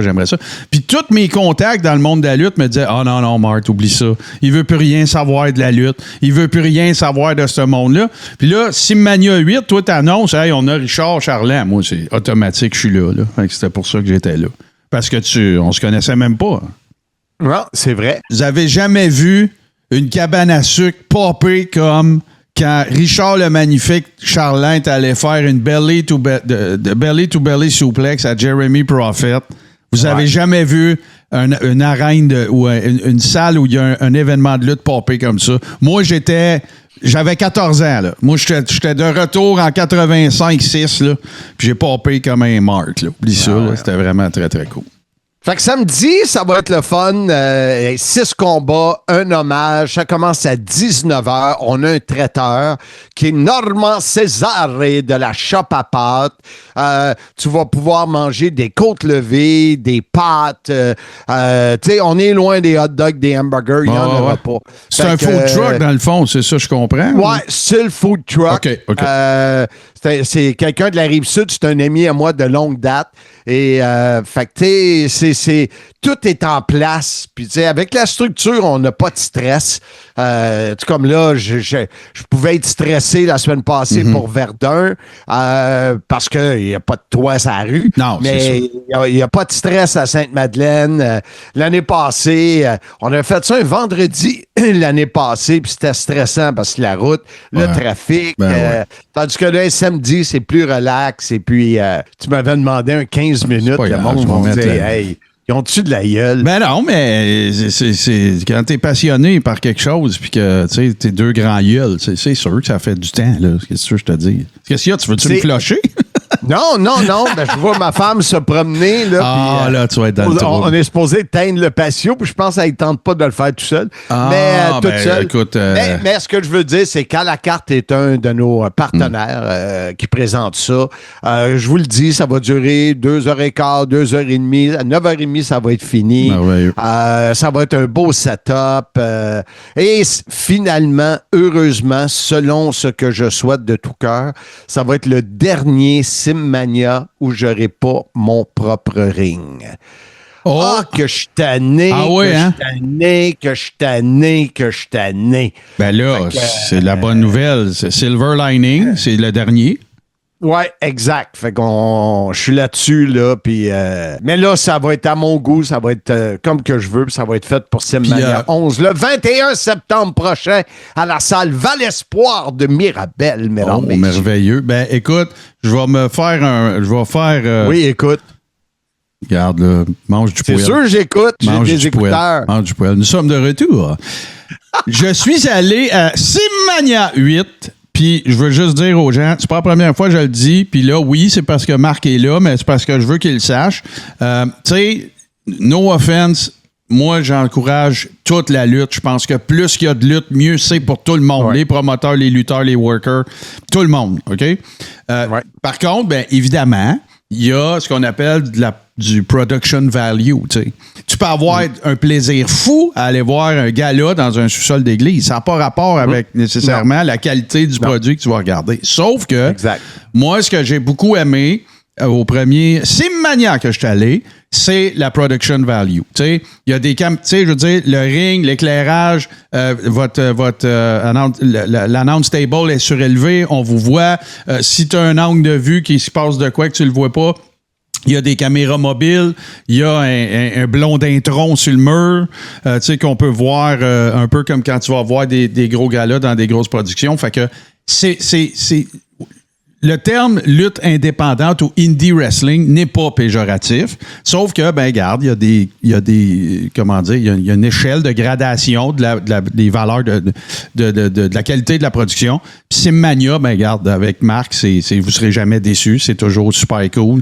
J'étais pas à Simmania 9, j'étais pas là, mais j'ai vu des photos, j'ai vu des images et tout ça, fait que c'est vraiment super sympathique. Puis la lutte, je le dis quand on parle de galas locaux, c'est pas assez cher pour le niveau de divertissement que vous recevez. Fait que si c'est le genre d'événement que vous appréciez, soyez là. Puis si c'est un genre d'événement que vous n'avez jamais consommé, je vous dis que Simmania 10, c'est parfait pour commencer. Voilà.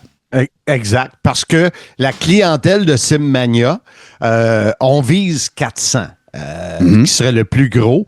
Il va peut-être avoir 300 personnes qui ne sont pas des fans de lutte. Ah, écoute, le casual fan. C'est ça, Simmania, là. C'est ça, là. T'sais. Et les billets débutent à 25 $ admission générale, 4e rangée et plus. Billet premium, 35 $. Il reste peut-être une ou deux tables VIP, si vous m'écrivez en privé. Là, on va te laisser aller teindre ton patio. Hein? Oui. Parce qu'on voudrait pas que tu ne sois plus dans les bonnes grâces de madame et que tu sois en bad standing. Que, comme dirait Handsome JF, ma plus grande qualité est d'avoir bien marié. Merci, Marc, Martin. Merci à toi. J'aurais aimé ça, entendre Steve est aussi dans l'entrevue puis me parler tout doucement dans l'oreille. Mais ça sera, je lui parlerai samedi. Merci d'avoir été là, mon cher Marc. Puis allez voir ça. C'est au Terrain des Loisirs, Sainte-Madeleine. C'est le 12 juillet. Vous allez sur lepointdevente.com/Simmania X. Et non, c'est PG rated, c'est-à-dire c'est toutes les audiences, même si ça s'appelle Simmania X. Ne pas faire de lien. Sans rue Bernard. Oui, exactement. Merci, Marc. Puis tu reviendras quand tu veux, dans le fond. Tu es en train de devenir un chouchou, là. Ah, c'est donc le fun. Merci, je l'apprécie, Martin.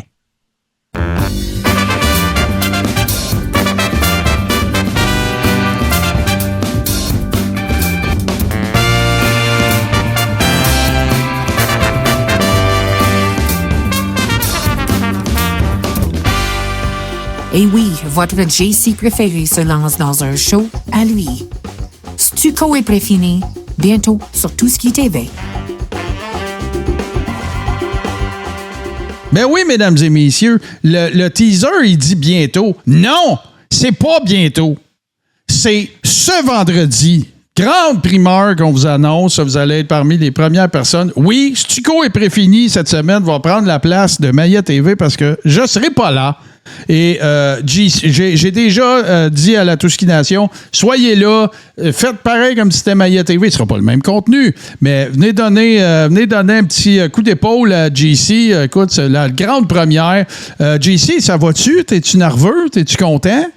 Nerveux, content, j'ai chaud, j'ai frais, je sais pas si je suis en train d'accoucher. Je ne sais pas! Bon. Okay? Mais écoute, j'ai hâte. J'ai bien hâte. Moi, j'ai un peu la même anxiété là, qui me pogne genre 30 secondes avant que la toune parte show de lutte. Là. Bon. Cette espèce de track-là qui me drive. Fait que je t'avoue que j'ai bien hâte à ça vendredi. Puis c'est en même temps, je trouve que c'est un bon moment pour lancer ça. Puis être sur ta case, la case de Maya TV, c'est un honneur aussi en même temps. Bon, ben regarde. Là, merci à toi, merci à Bourbon. Puis, ouais, surtout merci à Bourbon qui va être aux commandes de la production pour ça. Rapidement, messieurs, parce qu'on veut, évidemment, il faut parler d'Evolution qui va se dérouler aussi. On a parlé, il y a Saturday Night's Main Event, évidemment, mais par souci d'économie de temps, je pense que Evolution, la deuxième édition, est, dans le contexte de la lutte professionnelle, est plus important. On va faire rapidement le tour de la carte. Jacy Jayne, Fallon Henley, Jasmine Nix et Jordynne Grace dans un four-way match pour le titre NXT. C'est Jacy Jayne qui est championne présentement. Moi, j'ai une petite prédiction. D'après moi, j'ai bien l'impression que ça va être Jordynne qui va aller chercher ça. À moins qu'elle soit déjà sur le bord d'un call-up. Mais je pense qu'elle est due. Puis Jacy Jayne, c'était la personne parfaite pour être championne par intérim. Là, pour ceux qui. Puis je vous invite à regarder ça. Là. Évidemment, il n'y aura pas juste des workers, des filles d'NXT, mais c'est un peu tout le monde, là, justement, qui va participer à ça. Mais je trouve ça important aussi de dire, Martin, par rapport à ce combat-là, c'est que la gagnante de ce combat-là va aller à TNA Victory Road pour affronter la championne de TNA, Masha Slamovich. Oui. Et c'est ça. Donc, ça serait peut-être un retour à ce moment-là pour Jordynne Grace, un One Night Only à Victory Road.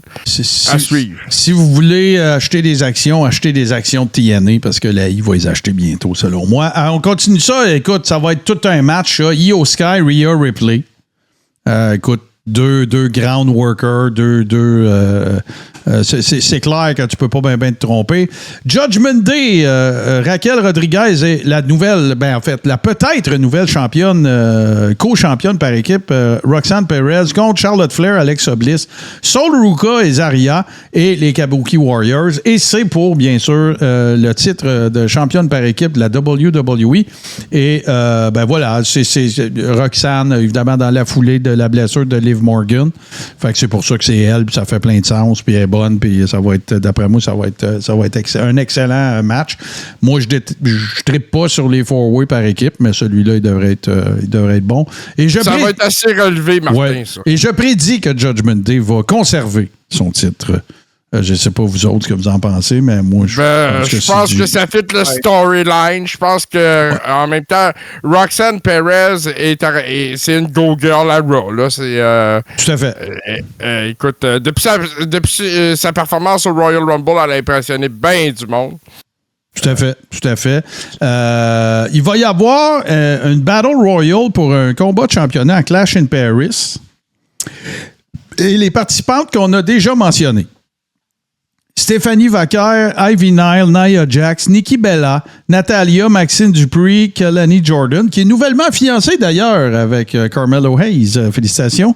Au tourtereau, Jada Parker, Lola Vice, Lash Legend, Easy Dame, Tatum Paxley, Zelina Vega, Julia et Candice LeRae. Ça va être jam-pack. Peut-être qu'il va s'en ajouter d'ici SmackDown, je ne le sais pas. Mais là, c'est tough parce que moi, mon premier pick, ça aurait été de même Stéphanie Vaquer. Sauf que s'il avait voulu mettre une fille over, donner une chance, il y aurait Jada Parker que je verrais. Sinon, il y a Julia, sauf qu'elle a un titre déjà. Fait que moi, je pense que ça va être Stéphanie Vaquer. C'est le choix logique, là. JC? Écoute, Stéphanie Vaquer, c'est le choix logique. Mais j'ai l'impression, parce que la gagnante de ce Battle Royale-là va se mériter un match de championnat à Clash in Paris en fin août, début septembre. Ouais. J'ai l'impression que ça va être Nikki Bella. Hein? Ouais. OK, écoute, on va voir. De toute façon, on va déballer ça. J'ai l'impression que, justement, ils n'ont pas ramené Nikki Bella pour rien. Moi, je pense que... si c'est ça qui arrive, je suis totalement en désaccord. On continue. Tiffy Stratton contre Trish Stratus. Qu'est-ce que je pourrais dire que j'ai pas dit 50 fois? Elle est fantastique, Trish Stratus. C'est une Hall of Famer. Elle est belle, elle est bonne. C'est plus son tour. C'est tout. Non, tu sais, moi, ce que je trouve plate dans ces choses-là, y a-tu vraiment quelqu'un dans l'aréna qui croit que, sûrement que Trish va gagner ça? Moi, écoute, Goldberg a été champion. Tu sais, je veux dire. Mais excuse-moi, là, Trish est meilleure lutteuse que Goldberg. S'ils font regagner Goldberg, je prends 6 semaines off. Je vous l'ai collé, je regarde pas la lutte pendant 6 semaines. C'est vous autres qui allez me compter qu'est-ce qui se passe dans le Coréron. moi, j'adore Trish Stratus. J'aime ça, pourquoi elle est là. Je l'ai mal dit. J'aime ce qu'elle représente. J'aime la contribution qu'elle a faite au monde de la lutte féminine. C'est plus son tour. Fin. C'est tout. Jade Cargill contre... Martin, excuse-moi, Martin, je pense pas que c'est son tour, mais je pense qu'elle est là pour donner un petit rub de plus à Tiffany Stratton, qui en a peut-être pas nécessairement besoin. Non, c'est ça. Mais en même temps, peut-être que Tiffany Stratton, ben, c'est un rêve d'enfance d'affronter Trish Stratus. Va donc savoir. Ben, moi, j'aurais donné un break à Stéphanie Vaquer bien avant de ramener Trish Stratus. Tu build up ton monde avec ton monde. Tu fais ça organiquement. Puis là, ben, peut-être ça en ferait 2 qui sont over au lieu d'une. Mais tu sais, parce que là, on s'entend-tu, les PLI, là, c'est plus à propos, on va emmener Nikki Bella puis Trish Stratus, ça va faire vendre l'étiquette. C'est déjà plein. Puis le monde qui sont abonnés sur Netflix, il n'y aura pas un surge de 10 000 abonnés parce que Trish est là. Fait que moi je suis pas d'accord avec ça. Ça changera pas. Tes points sont bons. Trish, elle apporte de quoi de plus? Non. Mais en même temps, je pense pas que... c'est rien contre Trish en passant quand je dis ça. Je vais le dire une dernière fois. Mais je pense que c'est ça. Passons à autre chose. Jade Cargill, Naomi, ben moi, je pense que ce n'est que le début. Là. Ça, c'est un no holds barred. Puis moi, j'ai l'impression qu'il va probablement... on va laisser ça vivoter pour pouvoir faire du three-way avec Bianca Belair, mais qu'elle revienne. Là. Fait que moi, je m'attends que ça soit pas la finalité de quelque chose, mais plus une étape de plus. Là. Puis Naomi, ben écoute, je lui lève mon chapeau. Son heel turn, il est parfait. C'est comme si elle était ressuscitée. C'est un peu intense à mon goût, là, mais ça marche. Ça fonctionne. Elle a vraiment l'air d'être cinglée, là. C'est très bien fait.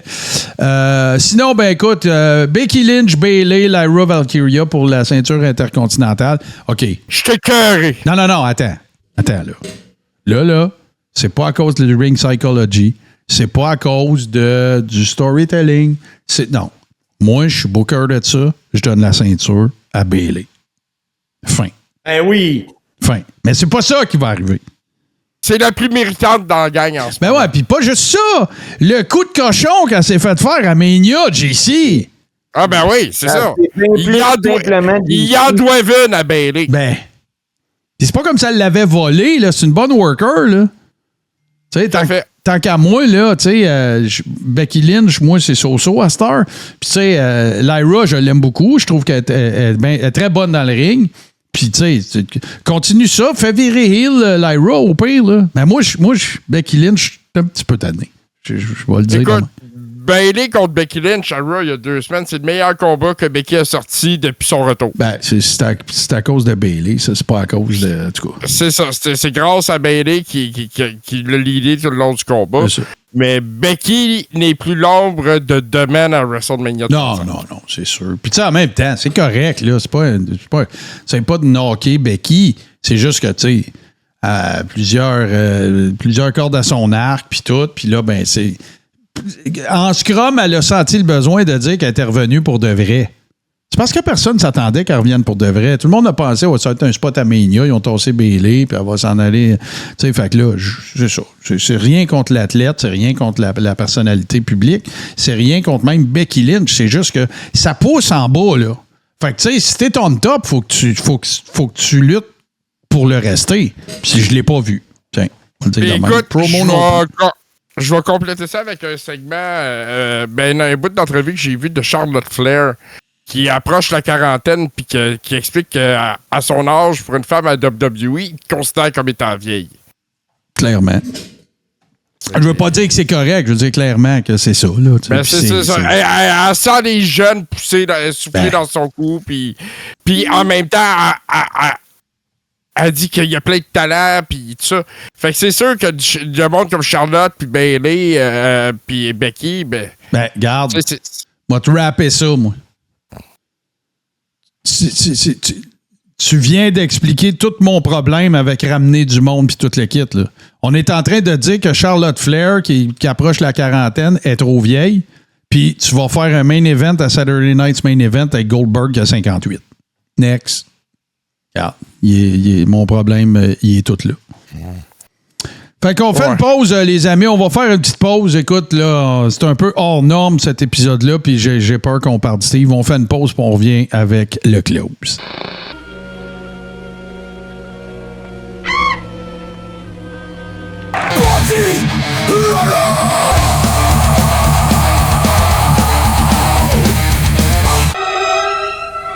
Des événements terrifiants se produisent dans la ville de Ludlow. Pour la seconde fois. Partez avec votre famille. Quittez cette ville en 4e vitesse.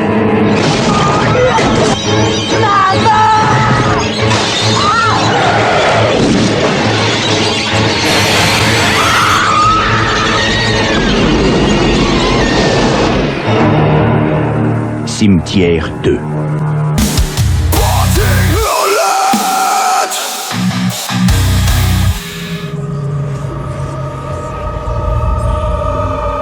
Bon, alors, messieurs, Steve, qu'est-ce qui se passe en fin de semaine? Tu travailles-tu? Dans un ring? En fin de semaine, c'est ma fin de semaine de l'année la plus occupée. C'est les régates internationales de Valleyfield. Oh, yeah! Puis moi, samedi soir, au lieu d'être dans le parc avec mes amis à regarder les spectacles, les feux d'artifice et tout ça, à 3h, je vais quitter les régates pour prendre la direction de Sainte-Madeleine pour aller affronter le colosse Novocaine. Uh-huh. Ça va être toute une soirée. Si vous n'avez pas vos billets, je vous invite à vous procurer vos billets soit auprès de Marc Blondin ou sur lepointdevente.com. Moi, je vous gage que vous allez vouloir revoir de la lutte après, puis je vous promets que ça va être une adorable soirée. Bon, toi, mon JC, qu'est-ce qui se passe en fin de semaine? Ah, écoute, moi, je vais profiter du beau temps. Bon, c'est bien ça que je vais faire en fin de semaine. Chiller dans la piscine chez mon cousin. Je vais faire relax. Excellent. Ben moi, pour ma part, j'écoute, c'est avec vous que je débute mes vacances. Et je serai de retour à la normale jeudi prochain. Donc, évidemment, soyez sans crainte. Il y aura Carrero. On va pouvoir parler d'All-In. On va pouvoir parler d'Evolution. Écoute, ça n'arrête pas. Il en sort. Il y en a de la lutte. Puis c'est super sympathique. Simmania 10. Il y aura un certain adorable Steve Weiss, mais il y aura encore plein de monde. Tommy Dreamer, Contentum GF, tout ça. lepointdevente.com// Simmania X. Sinon, bien évidemment, je vous invite à découvrir l'entièreté de notre programmation, soit en visitant twitch.tv/ tout ce qui TV, puis venez voir. Écoute, on est là tous les soirs de toutes sortes de sujets. Sinon, ben, que ce soit parce que vous nous avez attrapé au vol, ben, patreon.com/ tout ce qui TV, la très grande majorité de nos shows sont disponibles en rattrapage. Sinon, ben, c'est disponible le midi à midi moins quelques pouces sur toutes les bonnes plateformes, Apple Podcasts, Spotify et tout bon podcatcher Android. Et bien sûr, nos amis de baladoquebec.ca. Et avant qu'on se laisse, je dois vous annoncer une nouvelle triste. Et c'est officiellement que je vous annonce que malheureusement, ce sera la fin du segment Les Deux Tounes. Et je vous explique rapidement pourquoi. C'est parce que ça fait en sorte qu'il y a des gens qui nous écoutent sur Spotify et qui manquent des épisodes. Fait que soyez sans crainte, parce qu'on a trouvé un autre segment. On vous réserve la surprise. Peut-être qu'il commencera la semaine prochaine, mais Les Deux Tounes, malheureusement, c'est terminé. Merci d'avoir été là. Faites attention à vous. Faites attention aux gens autour de vous. Et moi, Steve et JC, vous retrouvons jeudi prochain pour le Carré-Rond, saison 9, épisode 14. Bye-bye.